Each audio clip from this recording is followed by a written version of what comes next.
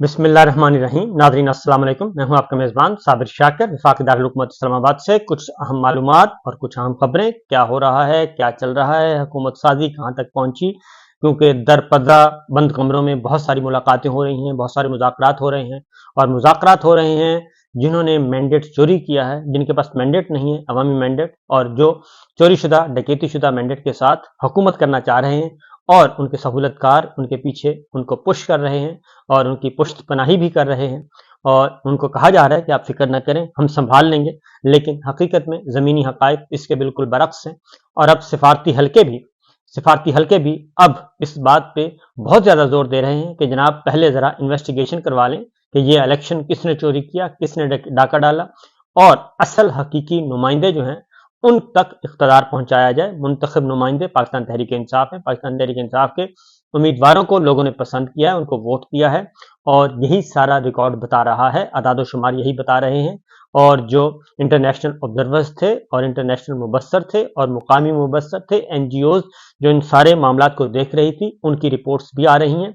वो भी ऑडिट्स का मुतालबा कर रहे हैं, फॉरेंसिक ऑडिट का मुतालबा कर रहे हैं और पूछ रहे हैं कि जिन हल्कों में इतराज़ात उठे हैं उनका आपने अब तक क्या किया। उन पर पर्दापोशी की जा रही है। आज भी ये सिलसिला चला हुआ है और इंतखाबी नताइज मुसलसल चैलेंज हो रहे हैं। अलीम खान साहब का हल्का भी आ गया है उसी खाते में और उनकी जो नोटिफिकेशन है विक्ट्री का, उसको भी चैलेंज कर दिया गया है। अलीम खान साहब के मद्दे मुकाबिल अली एजाज आए हैं और उन्होंने इस बात को चैलेंज कर दिया है। दूसरी जानिब यास्मीन राशिद साहिबा, उन्होंने नवाज शरीफ साहब की जो लाहौर में विक्ट्री है उसको चैलेंज कर दिया है और उस सिलसिले में भी आपको आगे जाके डिटेल बताता हूं। फिर शौकत बसरा पाकिस्तान तहरीक इंसाफ के और 163 बहावल नगर से, उन्होंने भी अपनी जो है फॉर्म 45 लेकर पहुंच गए हैं और उन्होंने भी चैलेंज कर दिया है अपने मद्दे मुकाबिल एजाजुल हक साहब की विक्ट्री को। और उन्होंने जो हेयरिंग की है वो मैं आपको बता देता हूं कि इलेक्शन कमीशन के मेंबर इकरामुल्लाह और मेंबर बलूचिस्तान मोहम्मद शाह जतोई पर मुश्तमिल 2 रुकनी बेंच ने समाअत की और शौकत बसरा जो कि पाकिस्तान तहरीक इंसाफ के उम्मीदवार थे, उन्होंने कहा कि मैं कुरान पाक पर हाथ रख कर कसम खाता हूं कि मैं जीता हुआ था। आप कुरान पर कसम ना खाएं, इसके लिए अलग जगह होती है। मेंबर ने कहा, इलेक्शन कमीशन के मेंबर ने जो कि मुकदमा सुन रहे थे, उन्होंने कहा कि मैं हलफ देता हूं कि आरओ ने नताइज मुरतब करने के लिए मुझे नहीं बुलाया। आपने केस का फैसला होने से पहले एजाजुल हक का नोटिफिकेशन जारी कर दिया। एजाजुल हक को कहें कुरान पाक पर कसम खा लें, मैं केस वापस ले लूंगा। इलेक्शन कमीशन ने कामयाब उम्मीदवार एजाजुल हक को नोटिस जारी कर दिया और इलेक्शन कमीशन ने केस की समाअत मजीद 27 फरवरी तक मुअत्तल कर दी और मुलतवी कर दी। इसी तरीके से इस्तेकाम पाकिस्तान पार्टी के अब्दुल अलीम खान की NA 117 कामयाबी का नोटिफिकेशन इस्लामाबाद हाई कोर्ट में चैलेंज कर दिया गया है। तहरीक इंसाफ के हिमायत याफ्ता उम्मीदवार एडवोकेट अली एजाज भुट्टर ने हाई कोर्ट से रिव्यू कर लिया है। 9 फरवरी को जारी शुदा फॉर्म 47 को कलअदम करार दिया जाए, यह दरखास्त की गई है और 15 फरवरी को जारी किया गया अलीम खान की कामयाबी का नोटिफिकेशन मुअत्तल किया जाए। तमाम उम्मीदवारों की मौजूदगी में रिजल्ट मुरतब करने का हुक्म जारी किया जाए। अदालत इलेक्शन कमीशन और रिटर्निंग अफसर से मुताल्लिका रिकॉर्ड भी तलब करें। दरखास्त में इलेक्शन कमीशन, आरओ और दीगर उम्मीदवारों को भी फरीक बनाया गया है। इसी तरीके से आज एक और काम हुआ है, वो मैं आपको बाद में बताता हूं, लेकिन पहले जरा डॉक्टर यास्मीन राशिद उनका भी सुन लें और NA 15 पहले मानसरा का सुन लें जी। नवाज शरीफ की दरखास्त पर आज समाअत हुई NA 15 पे, क्योंकि वो हार चुके हैं लेकिन वो हार मानने के लिए तैयार नहीं है।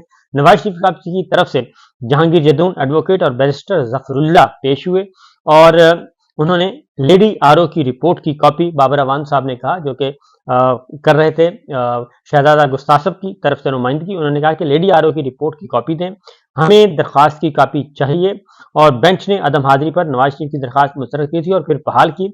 इस ऑर्डर की कॉपी भी हमें दें, क्योंकि ये तो आपको मालूम है कि जो है नवाज शरीफ साहब की दरखास्त खारिज कर दी गई थी, लेकिन उसके बाद इलेक्शन कमीशन ने दोबारा उसको बहाल किया।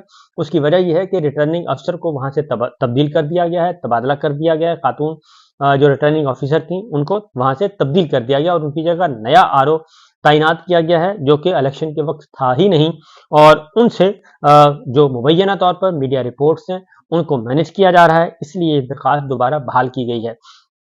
तो उसी पे तनाजुर में आ रहा है कि मानसरा 15 से हमें खुद एतराज है कि आरओ क्यों तब्दील हुआ। जहांगीर जदून ने भी कहा تو आरओ बीमार थी, उन्होंने दरखास्त दी, उन्हें तब्दील कर दिया। मेंबर साहब ने फरमाया, मेंबर इलेक्शन कमीशन ने, इतना आसानी से कैसे हो सकता है।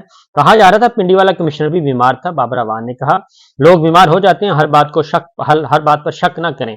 मेंबर इलेक्शन कमीशन ने कहा 8 फरवरी वाला इलेक्शन रहने दें, 9 फरवरी वाला कोई नहीं मानेगा, और एक उम्मीदवार दोनों सीटों से जीता है तो एक तो छोड़नी है। मेंबर इलेक्शन कमीशन जो मुस्लिम लीग नवाज के कैंडिडेट वकील हैं, उनको रास्ता दिखा रहे हैं कि भी आप लाहौर से भी जीते हैं, तो अगर मानसरा से भी आपको जितवा दिया जाता है तो फिर भी आपने एक सीट छोड़नी है, तो लाहौर वाली रख लें, इसको ना छेड़ें क्योंकि इसमें आप हार चुके हैं, कहना ये चाह रहे थे। लेकिन उन्होंने कहा कि अभी तो हमने फैसला करना है। नवाज शरीफ साहब के वकील ने कहा कि हमने कौन सी नशिस्त छोड़नी है, अभी हमने हलफ नहीं लिया। इलेक्शन कमीशन ना अदालत है, ना ही इलेक्शन ट्रिब्यूनल। बाबर अवान साहब ने कहा, और उन्होंने कहा कि दरखास्त गुजार एक वकील रखें, यहाँ तो दो वकील पेश हो रहे हैं, और हमें आरओ की कॉपी और रिकॉर्ड दोनों जो है वो हमें दें। और यहाँ काला ढाका के नताइज का मामला है। मेंबर इलेक्शन कमीशन ने कहा हमें 25,000 की लीड से जीते हैं, काला ढाका क्या कर लेगा, काला ढाका एक कोना है, बाबर अवान साहब ने कहा। तो उन्होंने कहा जी नहीं, बाबर वहां के बड़े वोट हैं, केस की समाअत 26 फरवरी तक मुलतवी कर दी गई। ये सिचुएशन चल रही है। उसके बाद में आपको अगला जो है वो है डॉक्टर यास्मीन राशिद साहिबा का मामला। डॉक्टर यास्मीन राशिद साहिबा ने लाहौर से नवाज शरीफ साहब की विक्ट्री को चैलेंज किया है, क्योंकि फॉर्म 45 के मुताबिक डॉक्टर यास्मीन राशिद जीत चुकी थी, और दौरान समाअत लाहौर के हल्का NA 130 से शिकस्त खाने वाली उम्मीदवार यास्मीन राशिद के वकील का कहना था कि रात 10:30 बजे पुलिस अफसर आरओ के दफ्तर में दाखिल हुए। उस वक्त फॉर्म 47 मुरतब किया जा रहा था। वकील का कहना था, वकील ने बताया कि उन्होंने हमारे पोलिंग एजेंट को बाहर निकाल दिया और रिटर्निंग अफसर को रात के वक्त तब्दील कर दिया गया। रिजल्ट नए आरओ से, एनआरओ से नहीं, नए आरओ से तब्दील करवाया गया।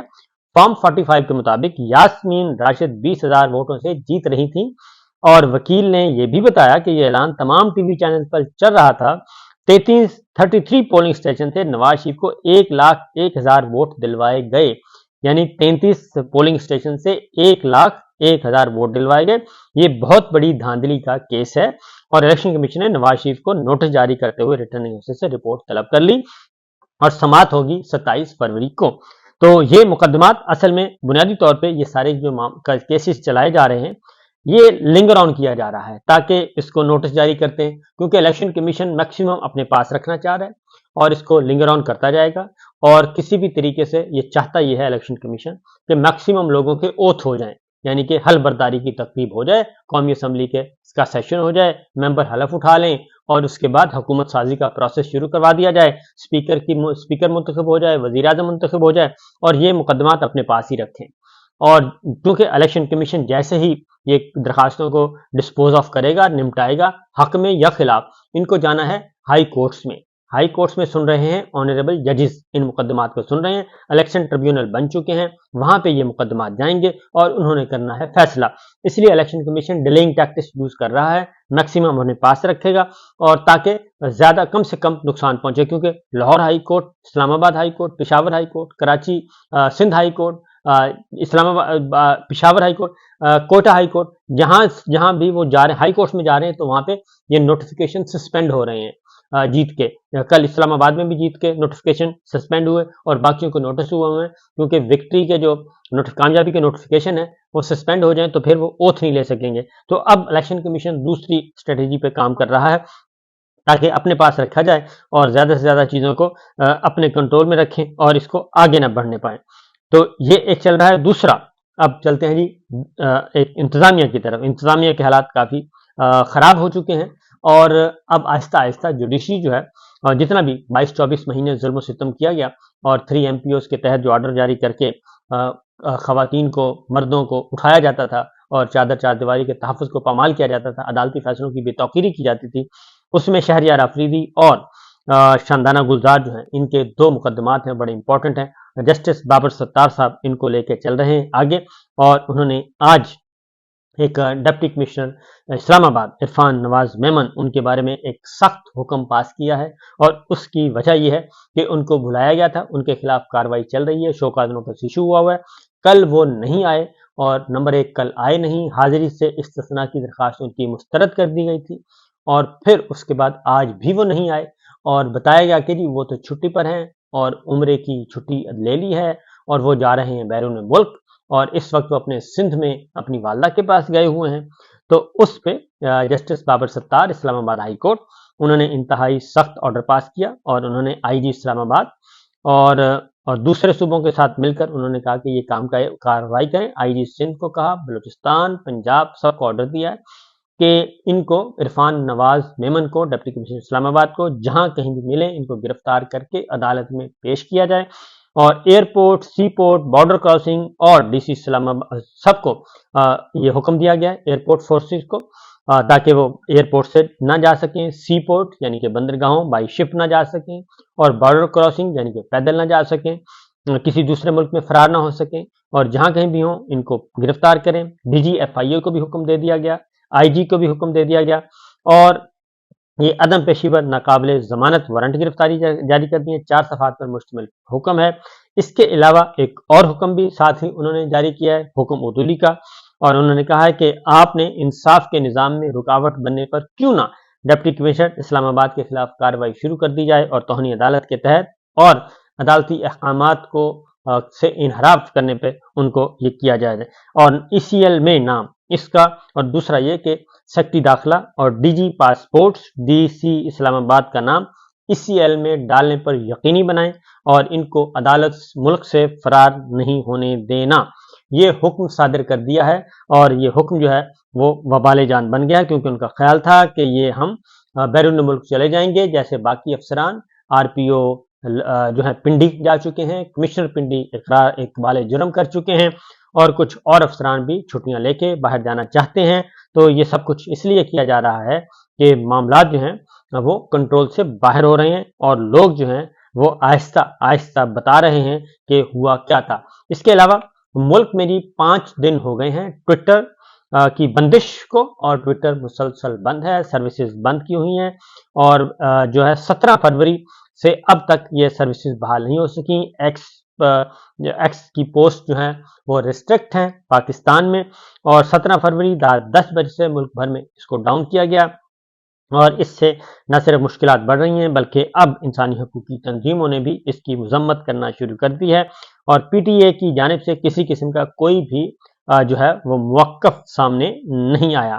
یہ سلسلہ چل رہا ہے، اور ساتھ ہی ساتھ پاکستان تحریک انصاف نے بھی اس پہ اپنا موقف دے دیا ہے، اور انہوں نے کہا ہے کہ عوام کو حق کے معلومات سے محروم کرنے اور نگراں وزیر اعظم کی جانب سے سوشل میڈیا صارفین کو پرتشدد عناصر قرار دینے کی شدید مذمت کی گئی ہے۔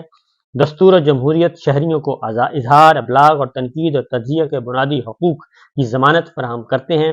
8 فروری کے عام انتخابات کی شفافیت کو برقرار رکھنے میں ناکام زائد المیعاد غیر آئینی نگراں حکومت دو ذرائع اظہار و ابلاغ کو ہدف بنا کر اپنے مجرمانہ اقدامات کی پردہ پوشی کی ناکام کوشش کر رہی ہے۔ سوشل میڈیا صارفین نے نگراں وزیر اعظم کے منصفانہ انتخابات کے انعقاد کے جھوٹے دعووں کو شواہد اور حقائق کے ساتھ بے نقاب کیا، اور اسی لیے یہ ساری کی ساری سروسز بند کی جا رہی ہیں اور معلومات روکی جا رہی ہیں۔ یہ اب تک کی اطلاعات اور خبریں آپ سے شیئر کرتے ہیں۔ اجازت دیجیے، اللہ حافظ۔